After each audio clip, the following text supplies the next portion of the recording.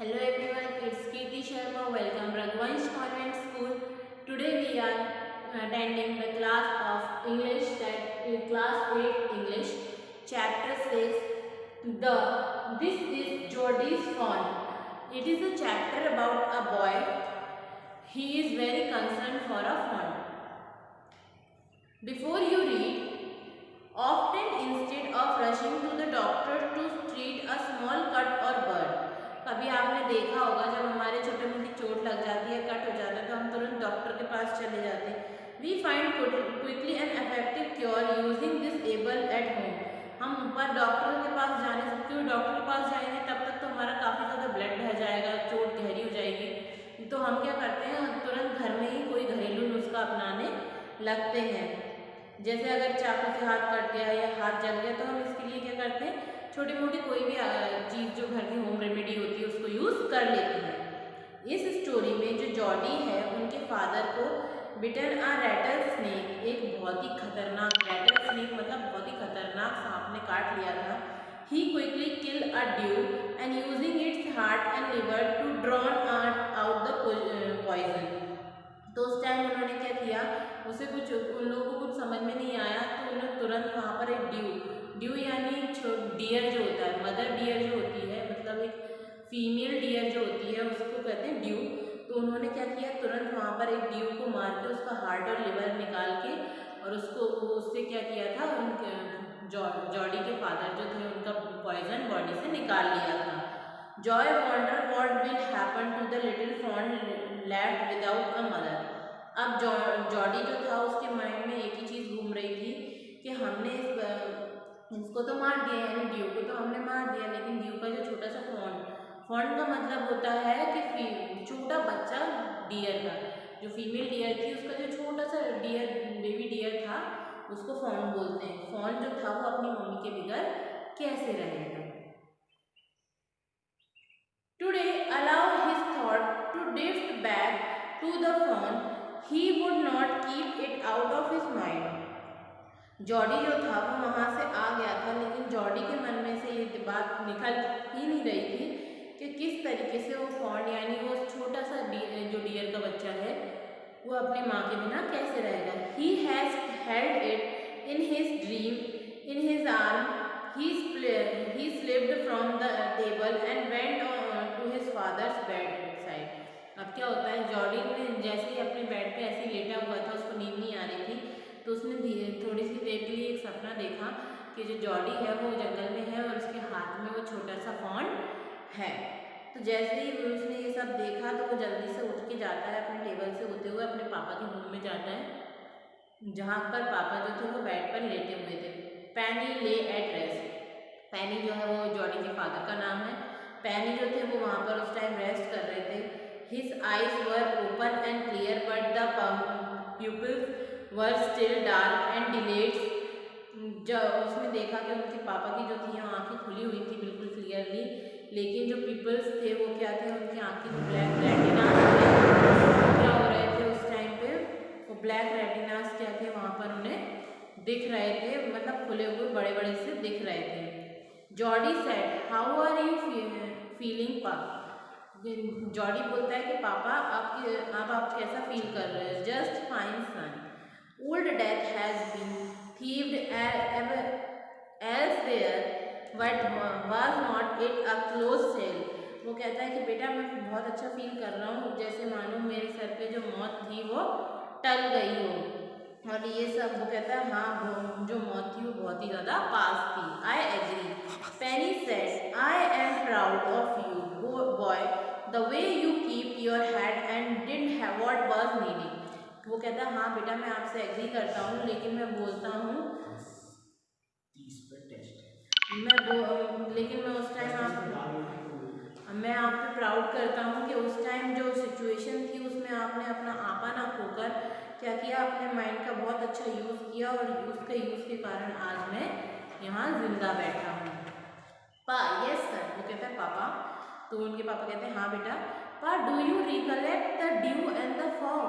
क्या आप उस ड्यू के बारे में ड्यू और फॉग के बारे में कुछ जानते हैं. वो कहता है कि आपने उस ड्यू के फॉग को यानी फाउंड को देखा है कि वो कैसा दिखता है. तो कहता है I can never forgot them, the poor due saved me that certain. तो कहता है मैं उसको कैसे भूल सकता हूँ जिस ड्यू यानी जिस हिरन के कारण मेरी जान बची हो। पर the found may be out there yet, it might be hungry and very scared. कि पापा आप उस फाउंड के बारे में सोचिए जिसकी माँ उससे अलग हो गई है, वो कहाँ जंगल में भटक रहा होगा, भूखा होगा और डरा हुआ होगा। आई सपोज सो, कहता है हाँ मैं सोच सकता हूँ। Pa I am a big boy now, I don't need to drink milk. वो कहता है पापा अब मैं बड़ा बच्चा बन गया हूँ और अब मुझको ज़्यादा दूध पीने की ज़रूरत नहीं है। Why don't I go and C if I can find the found.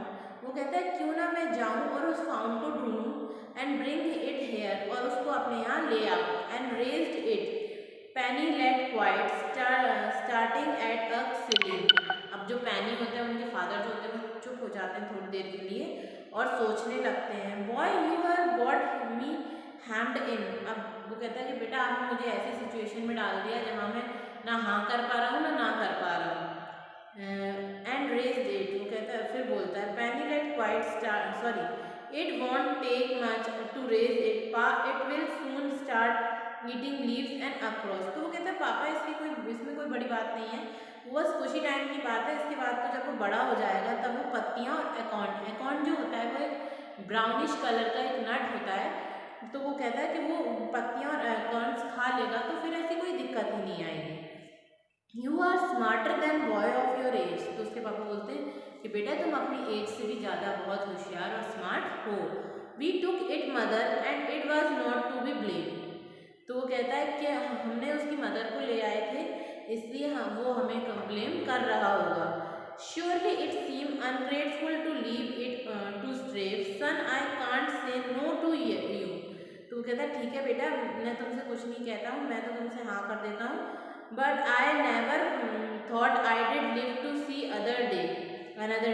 कि हाँ मैं अगर वो नहीं होता तो मैं दूसरा दिन भी नहीं देख पाता। Can I ride back with meal wheel and see if I can find it. तो कहता है कि मैं मील व्हील जो है एक व्यक्ति हैं उनके साथ जाकर उसको वहाँ पर ढूंढ सकता हूँ। तो कहता है ठीक है। टेल योर माँ I said you can go. कि मैं तो कह देता हूँ तुम चले जाओ लेकिन तुम अपनी मम्मी से ये बात बता के जाना। He sided back to the table and set down. और वो चुपचाप से पीछे से निकल जाता है और वहाँ से जाकर टेबल पर बैठ जाता है। His mother was pouring coffee for everyone. उसकी मम्मी जो थी वो सभी लोगों के लिए कॉफ़ी बना रही थी। He said Ma Pa's said I can go to bring back the fawn, she help the coffee pour in mid air. तो वो कहता है कि माँ क्या मुझसे पापा ने बोल दिया है कि मैं जाकर जंगल में जाके उस फोन को लेके आ सकता हूँ। उसकी माँ जब टी बनाते हुए उसकी तरफ देखती है। What phone? वो कहती कौन सा phone? The phone belonging to the due we killed. कि वो फोन जिसकी माँ यानी ड्यू को हमने मार दिया था, किसके लिए? कि हमने जिसकी माँ को मारकर उसका लिवर निकाला था अपने पापा का पॉइजन निकालकर उनकी जान बचाने के लिए। She galled well for pity sake. तो वो कहती है ठीक है चले जाओ, ये अच्छी बात है कि तुम उसके बारे में सोच रहे हो। Pa's said it would be ungraceful to leave it to be stray. कि पापा का कहना है कि मैं अकेले ना जाऊं क्योंकि वहाँ पर इतना अच्छा वो नहीं है।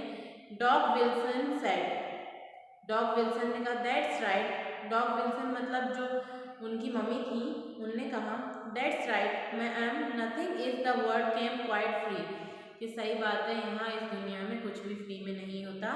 The boy is right and his daddy is right. कि मेरा बेटा और उसके डैडी जो है वो बिल्कुल सही हैं।